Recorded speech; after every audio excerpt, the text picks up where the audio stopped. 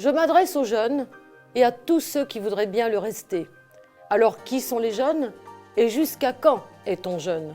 Eh bien, vous le savez déjà, la jeunesse n'est pas une courte période de la vie.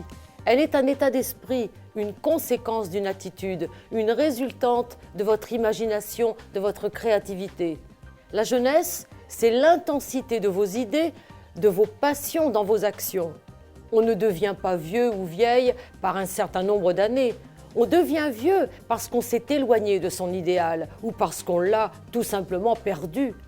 Puis, on a oublié la manière qu'on avait de vouloir plaire, de prendre soin de soi, de se féliciter quand on fait quelque chose de bien, de sourire aux gens et de trouver la fonction utile dans chaque événement de la vie. Même dans l'épreuve la plus dure, en apparence, il y a une fonction utile, comme je vous l'ai déjà démontré. La jeunesse, c'est donner à celui ou celle qui aime profondément, sans condition, sans attente, ses parents, ses amis, son compagnon ou sa compagne, qui invente des surprises, qui lui fait un cadeau permanent de beau, d'esthétique, de sensualité, de rire et d'amour, sans critique et sans jugement.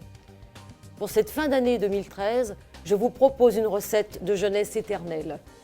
Mieux qu'un lifting, une recette qui soulage, qui enlève les souffrances, les tensions, les peurs, les heurts, les risques de rides. Vous voyez ce dessin? C'est une véritable Bible. Et je vous propose de l'utiliser chaque jour de votre vie. Regardez, tout ce que vous entendez, tout ce que vous voyez s'appelle une réalité de premier ordre. Cette réalité de premier ordre correspond à ce que nous percevons avec nos sens.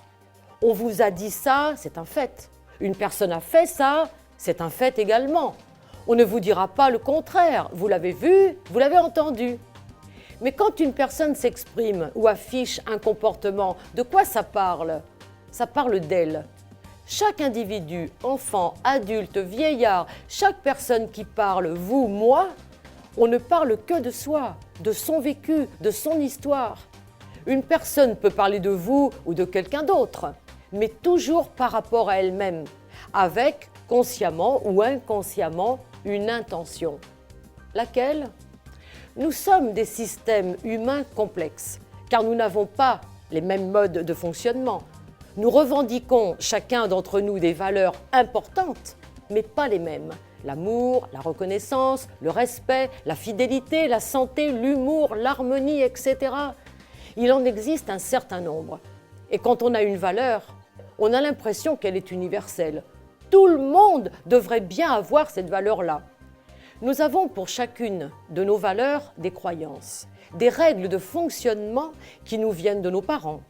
Nous avons des jugements à propos de ce qui est bien ou non de faire dans telle ou telle circonstance. Nous avons des besoins, des peurs, une morale, une culture, une religion. Et chacun d'entre nous avons l'impression d'avoir raison en fonction de notre éducation et de notre modèle du monde. Mais nous avons tous raison. Il n'y a pas de gens qui ont raison ou qui ont tort. Il n'y a que des gens qui croient ce qu'ils disent. Nous n'avons donc pas tous les mêmes valeurs et surtout pas les mêmes façons de les satisfaire. C'est-à-dire, nous n'avons pas les mêmes règles de fonctionnement. Alors, chaque système humain reste dans son vécu, dans son histoire. Et quand une personne parle, on affiche un certain comportement. Que vous voyez, que vous entendez, c'est la réalité de premier ordre. C'est un lien en lien direct avec elle-même par rapport à son vécu, à ses attentes. Et consciemment ou inconsciemment, une personne a une intention en 3 axes possibles. Soit elle a un projet, désir, soit un besoin, soit elle a peur. Donc c'est très simple, ou ça pourrait l'être. Quand vous entendez une personne qui vous parle et que vous l'observez, il faudrait donc chercher 3 choses. De quoi parle-t-elle? Un projet, un besoin, une peur? Elle peut avoir les 3 en même temps. Un projet, elle a besoin d'être comprise et elle a peur que ça ne marche pas. Malheureusement, que faites-vous quand une personne vous parle? Eh bien, vous faites ce que l'on appelle de la distorsion, de la dérivation. Et vous emmenez son discours et son comportement dans une réalité de 2e ordre. votre perception, votre interprétation par rapport à votre propre vécu, par rapport à vos propres règles et modes de fonctionnement, par rapport à vos propres attentes, vos besoins, vos peurs, et vous faites une équation qui vous fait souffrir, et souvent grandement souffrir, x égale y. X, l'élément connu, elle a dit ça, égale, ça prouve que, y, il ou elle le fait exprès, il ou elle me dit ça pour m'embêter, parce que il ou elle s'en fout de moi, parce qu'il ou elle ne m'aime plus, etc. Mais toutes les équations célèbres, le théorème de Thalès, le théorème de Pythagore, la gravité, le cercle, toutes les équations ont un point commun pour qu'elles marchent. Il faut x, l'élément connu, réalité de premier ordre, plus x' égale y, juste. Mais comme vous ne connaissez pas l'inconnu, vous l'inventez avec vos propres données. X', c'est l'intention. Un grand physicien, prix Nobel en 1933, Paul Dirac, disait « Pour qu'une équation soit juste, il faut qu'elle soit mathématiquement belle. » Et votre équation est souvent moche parce que vous prêtez aux gens des intentions qu'ils n'ont pas, alors que 100% des intentions X' sont bonnes ou valables pour la personne qui s'exprime, évidemment. Je ne dis pas ici que le fonctionnement des individus est toujours très futé, respectueux. Je dis que l'intention n'est pas contre vous. Par exemple, dans une entreprise, une personne peut avoir besoin de se faire reconnaître, de se mettre en avant. C'est son intention. Elle n'a pas réfléchi que ce qu'elle faisait était au détriment d'une autre personne qu'elle écrase peut-être. Ce n'était pas son intention. Elle n'y a pas pensé. Elle n'a pas pensé aux conséquences. Je ne dis pas que c'est intelligent. Je dis que l'intention était bonne pour elle-même. Elle n'a pensé qu'à ça. Elle n'a pensé qu'à son intention. Je vous donne un exemple familial. Une jeune femme me dit « Ma mère veut tout contrôler, me diriger, elle veut une emprise sur moi, etc. » Ah oui? Donnez-moi un exemple. Eh bien voilà, oui, voilà un exemple. Quand je me suis mariée, le soir de mon mariage, à 3 heures du matin, il fallait bien que je rentre coucher chez mon nouveau mari. Je quittais la maison, c'est quand même normal. Eh bien, à 3 heures du matin, je viens dire au revoir à ma mère, et là, devant mon mari, elle pleure. Je ne pouvais tout de même pas rester toute la vie à la maison. Il faut savoir que le père de cette jeune femme est décédé à 42 ans, que sa mère est restée seule avec ses 3 filles, qu'elle n'avait qu'un salaire pour faire vivre sa famille, car elle n'a rien touché du décès de son mari. Quand j'ai posé la question à cette femme, « Est-ce que votre mère criait souvent ?» La réponse fut « Oui ». On se disputait beaucoup entre nous et il y avait la scolarité, l'aide à la maison, etc. Eh bien, nous avons besoin de faire une position de perception, c'est-à-dire changer de place, se mettre à la place de l'autre. Si je vois la vie à travers mes yeux, j'ai mon opinion unique, ce n'est pas riche. Je change de place et je me mets à la place de l'accusé. Je vois la vie à travers ses yeux et c'est ce que je vous propose de faire, de vous mettre à la place des gens qui vous parlent et que vous voyez, non avec vos valeurs, avec vos règles et avec votre éducation, mais avec les leurs. Et vous cherchez dans les 3 axes. Qu'est-ce que ça veut dire? De quoi il ou elle me parle? Projet, besoin, peur?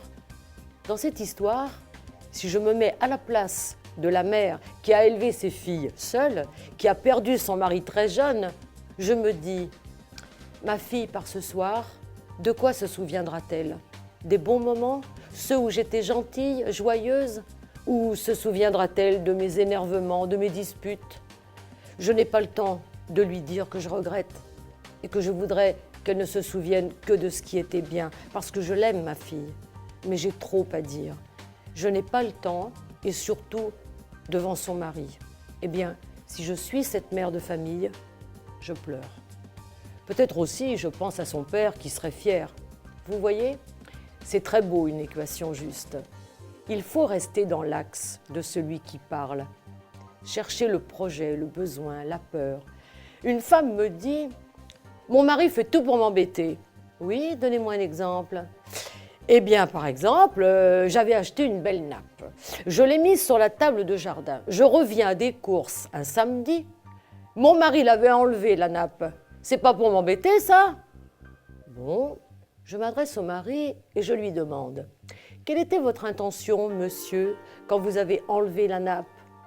Eh bien, me dit-il, ma mère disait que si on laisse un tissu en plein soleil, les couleurs passent. Je l'ai enlevé. Voilà des exemples comme celui-ci. Vous en vivez des centaines par jour, des milliers par mois, des millions par an, des milliards dans votre vie.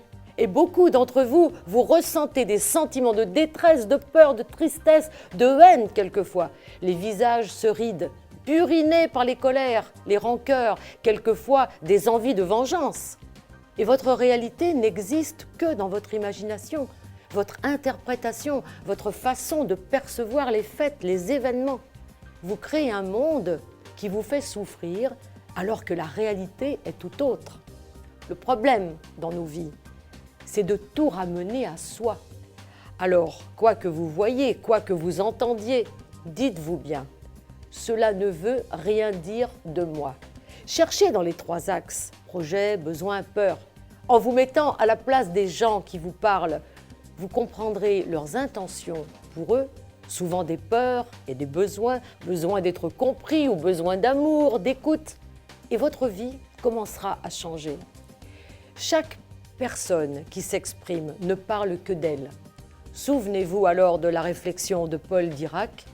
Pour qu'une équation soit juste, il faut qu'elle soit mathématiquement belle. Je vous souhaite de faire de belles équations. Pour cela, il faut de l'amour, de la curiosité, de la créativité, de la flexibilité, en changeant de place, et vous resterez jeune. Il faut cet état d'esprit de se dire, quand une personne me parle, qui que ce soit, elle ne parle que d'elle. Cela ne veut rien dire de moi. Ceci est certainement le plus beau cadeau que vous puissiez vous offrir en cette fin d'année. Une autre façon de rester jeune sera d'éliminer les règles rigides que vous avez mises en place sous vos valeurs. Et je vous apprendrai cela le mois prochain pour partir sur un bon pied pour cette nouvelle année. Je vous dirai que le Père Noël existe. Il existe à l'intérieur de votre imagination, de votre façon de demander à l'univers et de remercier, d'avoir de la gratitude, comme si vous viviez ce que vous voulez maintenant. Soyez certains qu'à l'intérieur de chaque homme et de chaque femme, un cœur d'enfant sommeille. Alors à vous d'aller le découvrir. Joyeux Noël à tous!